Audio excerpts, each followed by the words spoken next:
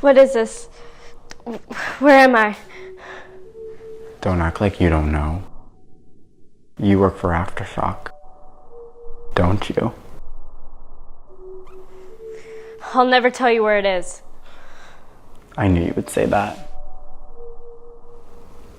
Listen, we can either do this the easy way, or we can do it the hard way.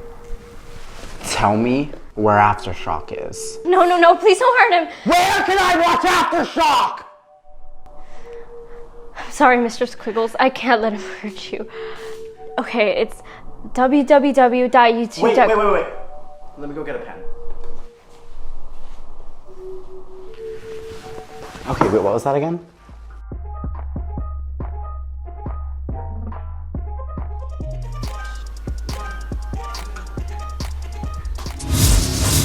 On this episode of Aftershock, Nicole gives us a rundown on Elon Musk's new robots.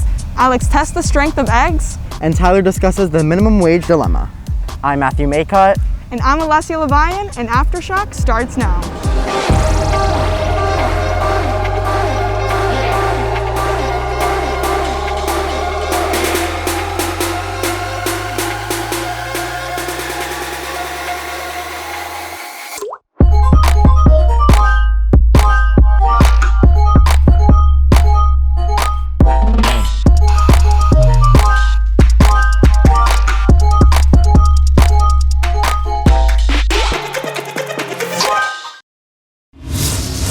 A lot of students are relying on minimum wage jobs to gain a sense of financial independence.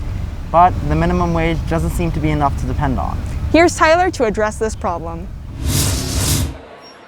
When people see high schoolers, they may not see much but hardworking students trying to make the best out of their youth. However, plenty of them are more than just that. For when the final bell rings, they get out of school and into the workforce. The workforce that's about to go through a big change. As of 2021, Florida legislators enacted an adjustment to the state's minimum wage. $10 an hour will be standard minimum after September 30th, and will increase by $1 on that same date until 2026. Foreseeable problems are not out of mind for employees. I think maybe it might ruin the way they treat their employees. They're gonna get more strict with you arriving late and leaving the time you leave. And bonuses, maybe they're not gonna assign those to people who probably need them more than me. And employers have their own reservations about this change. Some restaurants or other businesses could feel a huge impact that are, actually paying minimum wage employees. But you'll see a decline, maybe, hopefully not, you won't see a decline in service and things like that, or people trying to compensate, right, by running with less people. However, no cloud is without its silver lining. Here is a younger individual coming out of high school, first job, they'll kind of take whatever they can get as far as pay goes. Minimum wage goes up, that's already their starting point. So I think it'll be more beneficial for the employee. Not much of an impact as much for me specifically as an employer. Especially to those working for minimal pay. I know that a lot of people who work there work because they really, really, really need money. And I know that a lot of them live in low-income communities and they need the money more than I do. And I think it's probably going to make everyone very happy. I don't think anyone's going to be complaining about it. But regardless of how people may feel, this change is coming. For worse, some businesses that are operate on a small business model, hopefully you don't see those things being affected to where a restaurant has to close down or a business has to close down because they have to pay someone more than they normally did. Or better, it would definitely help me with college, doing all of that and just getting my life together, getting a car probably. To a store near you. Tyler Buxtell, CBTV. Technology has come a long way in regards to human assistance. There's the iRobot that cleans your floor, the Nest that regulates the temperature in your house, the Alexa, stop! That answers all your burning questions, and the Tesla, the car that drives itself. But what if there was one invention that could do it all? Elon Musk, the CEO of Tesla and SpaceX, has created a human robot that's 5'8" and 145 pounds. And its job? To do literally anything humans don't want to do.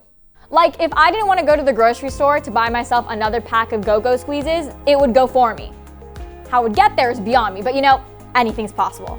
The slogan for this new invention is "A world for humans, built by humans." That sounds terrifying. Well, here's a glimpse of what it's supposed to look like.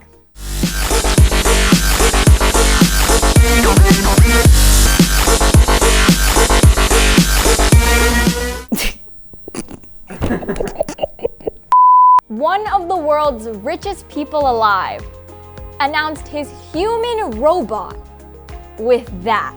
Honestly, I wish my Alexa had moves like that. Alexa, stop! There has been no official price or date of release, or even if it'll be sold to the public. But I'm sure Bestie Musk has some sort of plan in store. Maybe it can even train my Alexa to know when I'm actually talking to— oh my gosh, Alexa, stop!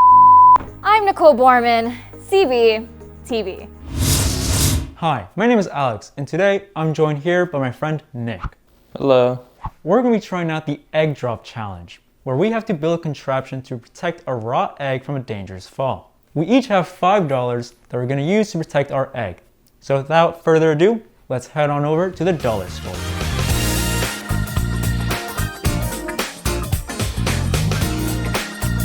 And we're back. So Nick, explain to the viewers what your plan is. Fire. Well, Nick's gone. He went off home to get a lighter. My plan is to put it inside of these like bobas or whatever they are. Like, you can't tell me this is gonna fail. Time for the bag. We're gonna make this work. Something like this. And I'm back. I got 2 lighters, which actually, I don't know if either of them work. I think I might stop with the wax because it's gonna take forever.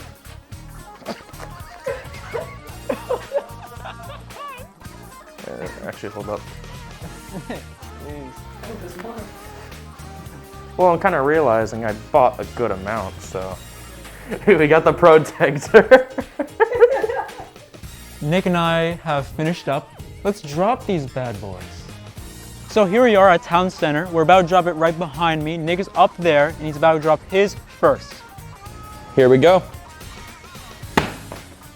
Start by unwrapping it. Come out, little egg. Let's go! It survived! Little egg. Now let's see if I have the same luck. No! The one thing I didn't want.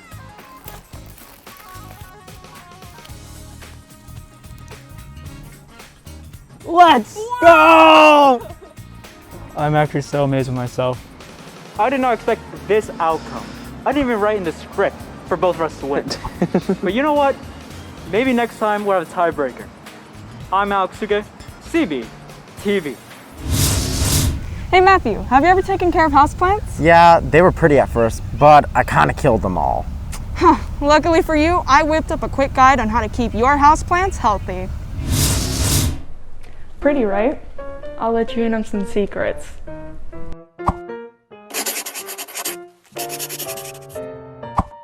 Caring for plants is a lot more to it than you may think, so we'll be going over 3 basic things to help you out. Let's cover lighting first. Some need outdoor sunlight, some work as indoor plants, and some don't need a lot of light in the first place. Cactuses, for example, work best as indoor plants. Nonetheless, they all need a little light to thrive.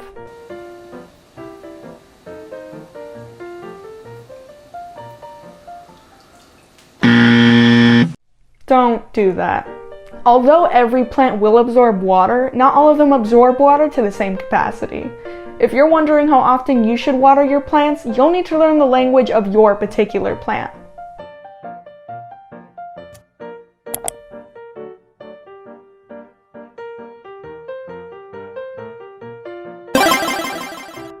Finally, temperature does actually matter when it comes to houseplants.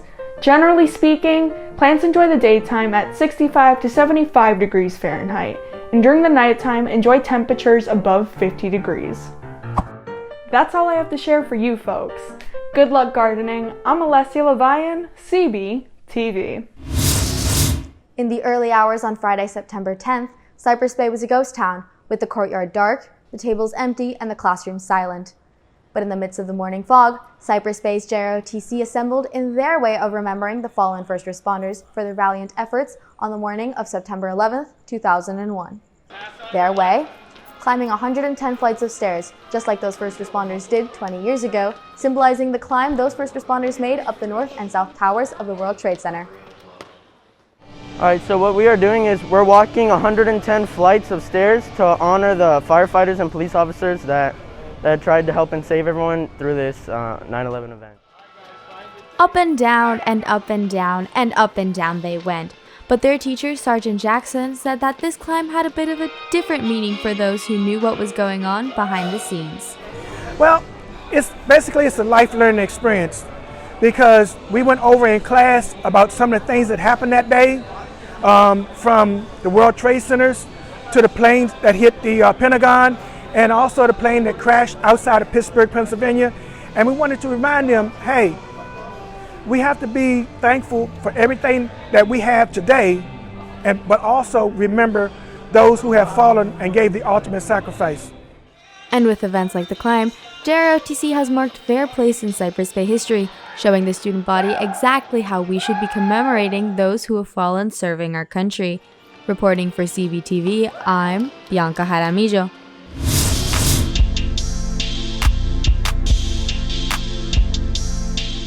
From @NicoMathis.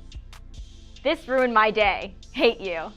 From @ReeseJulian. You look musty here. From @Mia Batista. Which one's Ethan? From @Little Uzi Fan, page 69. Literally, who cares? LMAO.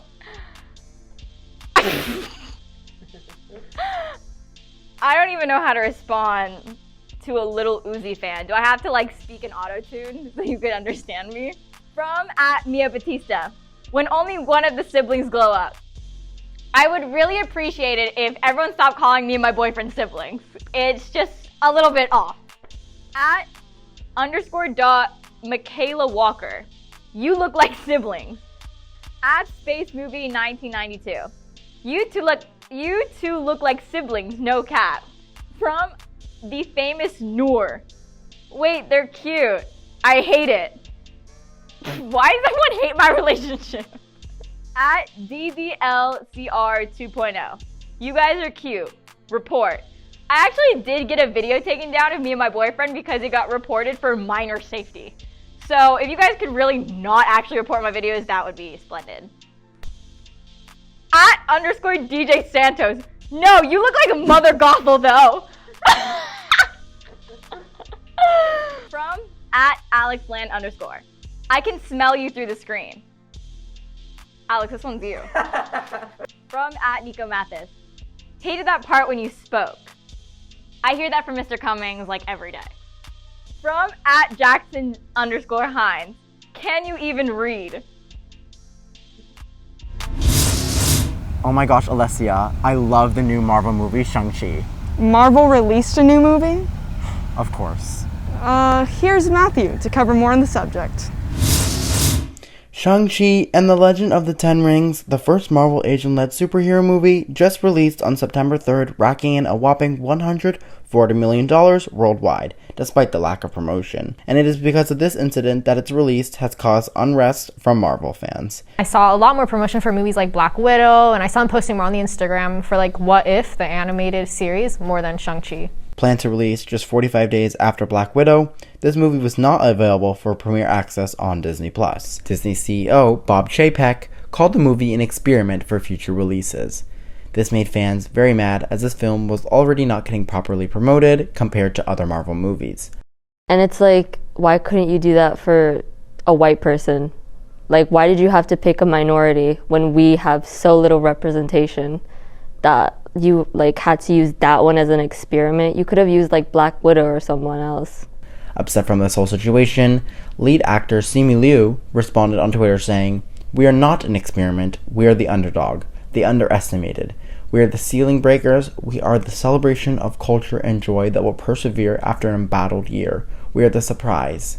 I'm fired up to make history on September 3rd. Join us. And Heinous fans did just that. This movie did an outstanding job and was ranked in 5th place out of all 25 MCU movies. It was amazing overall, one of my favorite ones from Marvel. And with this came the outstanding feedback from the Asian community. In the movie, there was a lot of prevalency in like Asian culture, and that was actually right, rather than the previous movies such as like Crazy Rich Asians, like Mulan. They were like just completely wrong. Despite the circumstances, this movie has undeniably set a new standard for the Marvel franchise. Matthew Maycutt, CBTV. In 2004, a woman sold a 10-year-old grilled cheese sandwich for $28,000 on eBay. Why so much money, you may ask? According to her, it bore the image of Jesus Christ. People have also found faces on Mars, mountainsides, flowers, clouds, the moon, which interestingly is all due to a mind-blowing phenomenon called pareidolia. Meaning beyond the image in Greek, this tendency to see meaningful images in random visual patterns was actually considered a symptom of psychosis back in the early 20th century. Regardless, it's now considered completely natural, and here's why. Our brains are constantly receiving tremendous amounts of stimuli at any given time. So, it tries to find patterns within that information in order to help make sense of it, causing us to see things that are not there. This particular face identifying response, however, is caused by the fusiform face area, an area of the brain responsible for facial recognition. This is where it gets really fascinating though. According to a study conducted in 2013, people with stronger religious beliefs are actually more likely to experience pareidolia since they're more prone to seeing what is not there. This is why many of the most famous examples of pareidolia involve seeing the face of a religious figure. Another study, which was conducted in 2018, examined the effects of pareidolia on advertising and how using face-like images can actually influence a consumer's response to that product. The investigation revealed that when examining products containing faces or pareidolian images, the customers are actually more likely to be emotionally attached to those products, especially if these faces have positive expressions. All in all, it seems like our brains really enjoy making order out of disorder, constantly looking for meaning in the ordinary. This tendency, though odd, is simply a part of the human condition. I'm Isabella Chiappini, CBTV.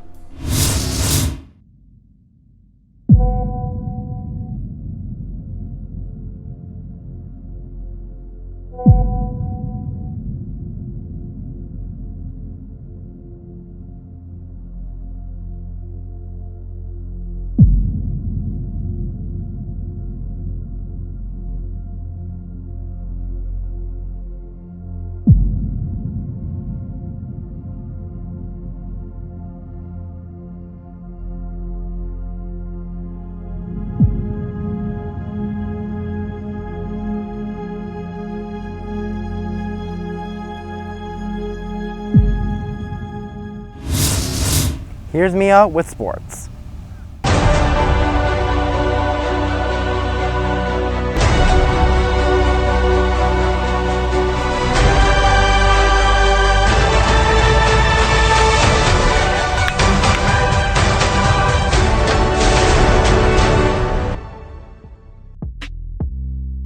A lot of big wins this past Sunday with 28 out of 32 NFL teams playing. Here's Morgan updating us on the early wins for the Dolphins.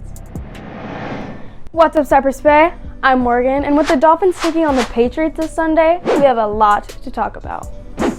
The Miami Dolphins played the New England Patriots this past Sunday. This was the first NFL game for both the Dolphins and the Patriots. With Mac Jones as New England's newest QB, this means that they had to reach their old quarterback, Cam Newton.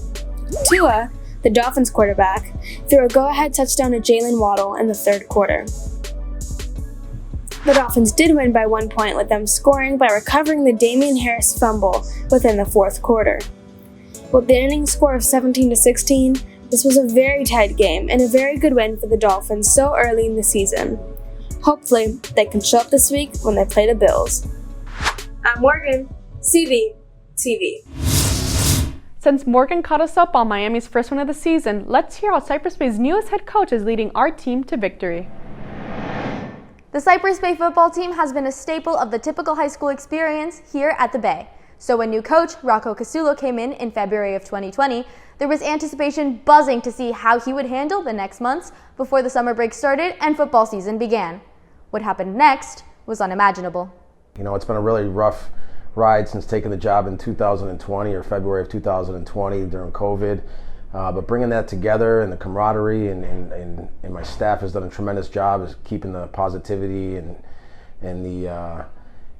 just the program together. Rocco Casulo, a longtime football lover out of New York, says he's developed a very special connection with his players, even through the adversity that the coronavirus pandemic has put the team through. It's like a family. It is.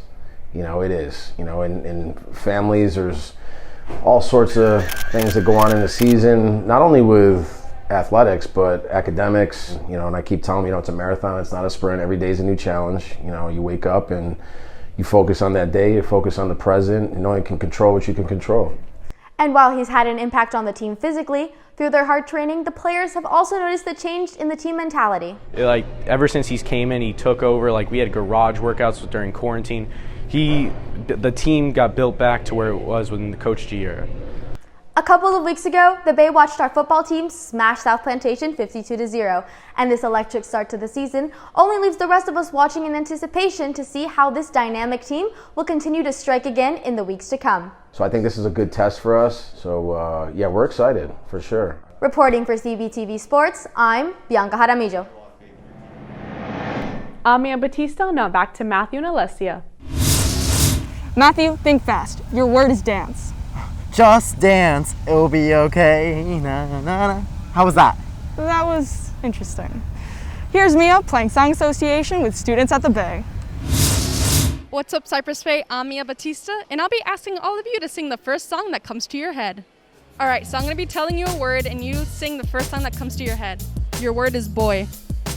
So you're looking for a boyfriend. I see that. Give me time, I'm gonna be that. Okay. Drip too hard, don't stand too close. Around, drown. Off this way. First word is sexy.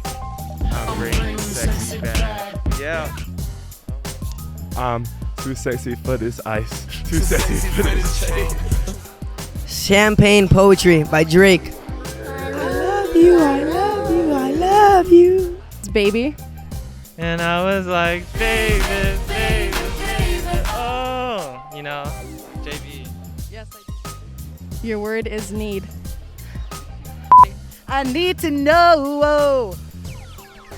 Wow, I think we need to end it here. We need to end this here. It sounds like you guys have a pretty good ear for music and shouldn't pursue singing.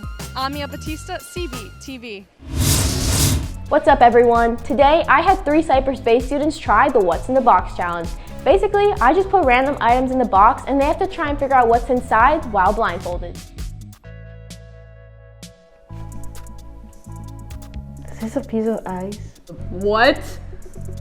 This is ice? No, this is not ice. I have no clue what this is. Well, it reminds me of those things that those toys that you have to put in those dolls that you put in the freezer so they would change. Oh, it's a shrimp. Okay. Wait. Oh, I'm so scared. Hello? Oh, that's alive. Okay. What is this? Is that enough? Why can it come this way? What if I'm allergic? What are you allergic to? Peanut. A tiny baby fetus dog. Hi! Is this like a gecko? Ah! Why did I was gonna guess tail, but I didn't want you to get offended if it was like a dog or something. Oh, that's so nasty.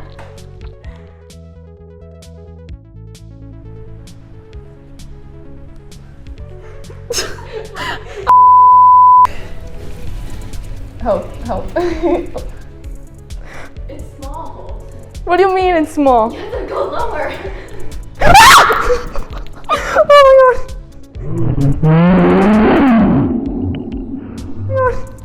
Oh my god.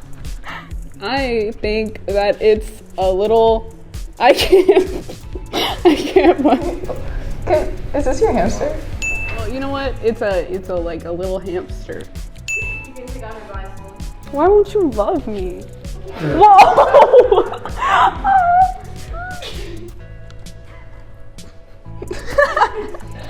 Looks like putting live animals in the box is not a good idea. Kimberly Blom, CBTV. That's all for this week's episode of Aftershock.